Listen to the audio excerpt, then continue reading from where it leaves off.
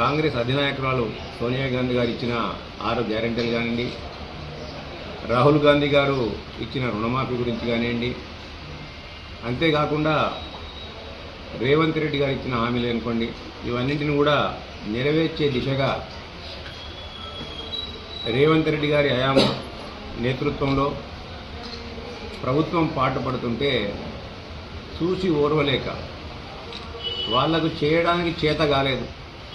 కేవలం వాళ్ళ మాటలు కోటలు దాటినాయి, చేతలు తంగెలు దాటినాయి. వాళ్ళ 9.5 సంవత్సరాల పరిపాలనలో దోపిడీ ధ్యేయంగా ఇవాళ పరిపాలన కొనసాగించిన తర్వాత ఒక నియంతృత్వ పొగడతోని అవినీతి అరాచక పరిపాలనను 9.5 సంవత్సరాలు ఈ రాష్ట్రంలో ప్రజలు రుచి చూసిన తర్వాత దానికి చరమగీతం పాడితే వాళ్ళ స్థానం ఏంటో చూస్తే దాన్ని చూసి ఓర్వలేక తట్టుకోలేక ఇలా పిచ్చిలేసి పిచ్చి ప్రయోగాలు చేస్తూ ఉన్నారు. ఇవాళ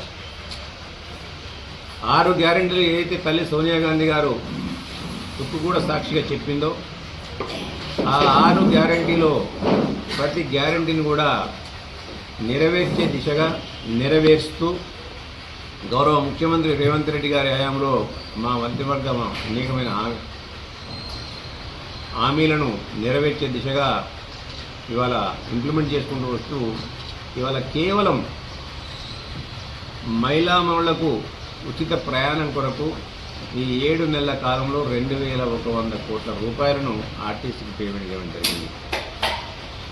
గత ప్రభుత్వ హయాంలో నష్టాల్లో ఉన్న ఆర్టీసీ ఇవాళ లాభాల దిశకు చేరుకున్నాయి, లాభాల బాట పట్టింది. ఇవాళ దాంతోపాటు 500 రూపాయలకే గ్యాస్ సిలిండర్ని ఇస్తామని చెప్పి ఇవాళ 500 రూపాయల గ్యాస్ సిలిండర్ ఇచ్చుకుంటూ వస్తూ ఇంచుమించు 600 కోట్ల రూపాయలను మహిళలకు సబ్సిడీ కింద ఇవ్వడం జరిగింది ఇవాళ ఇంతవరకు.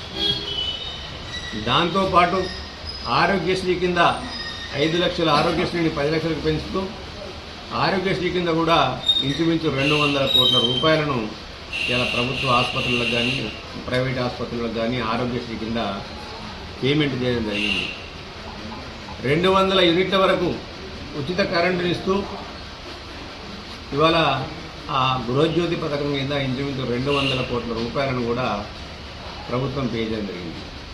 ఈ 7 నెలల కాలంలో సంక్షేమ పథకాల వైపు ఈ ప్రభుత్వం ప్రజాప్రభుత్వం ప్రజల ఆశీస్సులతో ఏదైతే అధికారంలోకి వచ్చిన కాంగ్రెస్ ప్రభుత్వం ఇవాళ 30,000 కోట్ల రూపాయలను ఇంచుమించు ఇవాళ పే చేయడం జరిగింది. ప్రజల కొరకు ప్రభుత్వం ఇచ్చిన మాట కట్టుబడి చేసుకుంటూ వస్తుంది. ఇవాళ కాంగ్రెస్ పార్టీ అంటేనే ఇచ్చిన మాటకు నిలబడే పార్టీ. ఇవాళ ఏదైతే తల్లి సోనియా గాంధీ గారు కరీంనగర్ సభలో ఆ రోజు తెలంగాణ ఉద్యమ సభలో నిలబడి వచ్చి మాట్లాడినప్పుడు మీ మనసులో ఏముందో నాకు తెలుసు అని చెప్పి ఎన్ని కష్టాలకైనా ఓర్చి ఇవాళ పార్టీ అనేకమైన ఒడిదుడులకు లోనైనప్పటికీ కూడా మాటకు కట్టుబడి నా కొడుకు రాహుల్ గాంధీ అంటే నాకెంత ప్రేమనో తెలంగాణ కన్నబిడ్డలు కూడా తెలంగాణ తల్లులకు అంతే ప్రేమ కాబట్టి ఇచ్చిన మాటకు కట్టుబడి ఒక ప్రాంతంలో పార్టీ తుడిచిపెట్టుకుపోతుందని తెలిసి కూడా తెలంగాణ ప్రజల ఆకాంక్షను నెరవేర్చే దిశగా తెలంగాణ రాష్ట్రాన్ని ఇచ్చిన తల్లి సోనియా గాంధీ. అదే మాదిరిగా ఇవాళ 6 గ్యారంటీలను ఇచ్చిన తెలంగాణలో 9.5 సంవత్సరాలు బీఆర్ఎస్ పార్టీ యొక్క అవినీతి అక్రమ అరాచక పరిపాలనలో తెలంగాణ ప్రజలకు ఒరిగింది ఏం లేదు, ఒరగబెట్టింది ఏం లేదని చెప్పి తెలిసి ఇవాళ మళ్ళీ మీరందరూ కూడా అధికారంలో కాంగ్రెస్ పార్టీకి తీసుకొస్తే 6 గ్యారంటీల రూపంలో మిమ్మల్ని ఆదుకునే బాధ్యత నాదని చెప్పి ఆ 6 గ్యారంటీలు ఇస్తే ఆ 6 గ్యారంటీలు నెరవేర్చే దిశగా ఇలా కాంగ్రెస్ పార్టీ అడుగులు వేస్తుంది. దాంతోపాటు వరంగల్ సభలో రాహుల్ గాంధీ గారు ఏదైతే మాట ఇచ్చారో 2 లక్షల రుణమాఫీ ఏకకాలంలో చేస్తామని చెప్పి ఇవాళ దానిపై చర్యలు తీసుకుంటూ మొన్నటికి మొన్న 7 లక్షల రూపాయల కోట్ల అప్పు చేసినప్పుడు కూడా గత ప్రభుత్వం అవినీతి అరాచక అక్రమాలకు పాల్పడి రాష్ట్ర ఖజానాను దివాలా తీసి తెలంగాణ ప్రజలపైన ప్రతి పౌరుడిపైన ఇంచుమించు 1,50,000 నుంచి 1,70,000 రూపాయల అప్పు వేసినప్పటికి కూడా వాటన్నింటినీ కూడా సరిపెట్టుకుంటూ నెలకు 7,000 కోట్ల రూపాయలు ఇంచుమించు వడ్డీ కానీ అసలు కానీ గత ప్రభుత్వం చేసిన అప్పుల కింద ఇచ్చుకుంటూనే ఇవాళ 1,00,000 రూపాయల రుణమాఫీని మొన్నటికి మొన్న ఒక్క రోజులో 7,000 కోట్ల రూపాయల రుణమాఫీ చేయడం జరిగింది. ఇవాళ ఈ నెలాఖరు వరకు 1,50,000 కోట్ల ఇంకొక విడతలో అంటే రెండవ విడతలో, అదే మాదిరిగా 2 లక్షల రూపాయల రుణమాఫీ వరకు మూడో విడతలో చేస్తామని చెప్పి చేసే దిశగా నేను చేయకుంటే రాజీనామా చేస్తా అని చెప్పిన ఘనత కూడా కాంగ్రెస్ పార్టీకి ఉంది. వాళ్ళ ముఖ్యమంత్రి రేవంత్ రెడ్డి గారికి ఉంది.